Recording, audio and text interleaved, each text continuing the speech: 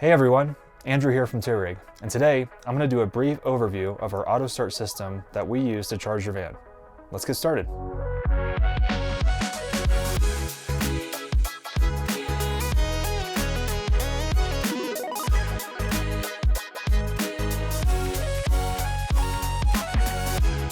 Now all of our vans with an air conditioning system use the auto start feature, which is made by Mid-City Engineering, and it's used to charge your batteries back up from 30% when they reach that mark. There's some key features to note when using this auto start system, the main one being it charges your batteries up from 30% to 50% and then automatically shuts itself back off. Basically, this translates to when your van's house batteries reach 30%, the van will turn itself on and charge them up to 50%, and then it'll shut itself off. Now this system runs on a constant loop of charging from 30 back to 50% charge until you either charge the van up to 100% or turn the system off. It's a great way to charge the house batteries if you can't get the van in sunlight or drive it to charge up the batteries using that method. But it's good to know when to turn the system off so it doesn't constantly run.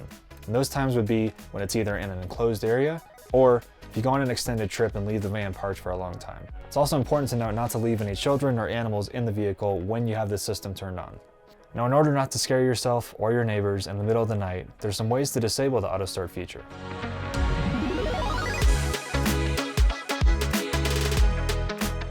Now starting out, the auto start module can be found underneath the driver's side dashboard next to the brake pedal.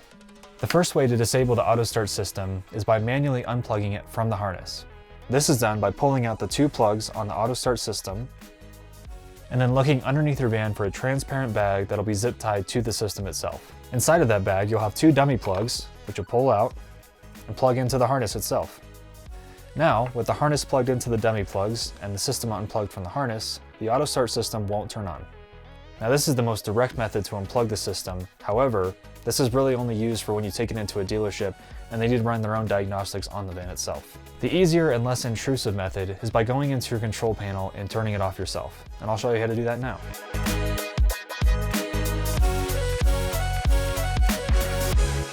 So at the control panel, wake up the Victron color screen by tapping a button. Click the right top button to get to your menu screen. Scroll down to Settings and click on Settings. Scroll down until you find Generator Start, Stop, and click that menu. Scroll down to the Auto Start functionality and click the toggle to feature on and off. It's as easy as that. The last method to turn on the auto start system remotely is by hitting the Unlock, Lock, and Unlock button in that sequence on your key fob, which will start up the van and allow it to run for 1 hour until the key is introduced to the vehicle. Now it's important to note when you start your van up remotely in this fashion, you won't be able to put it in drive. So in order to do that, you have to turn the van off again, turn it on, and then put it in drive.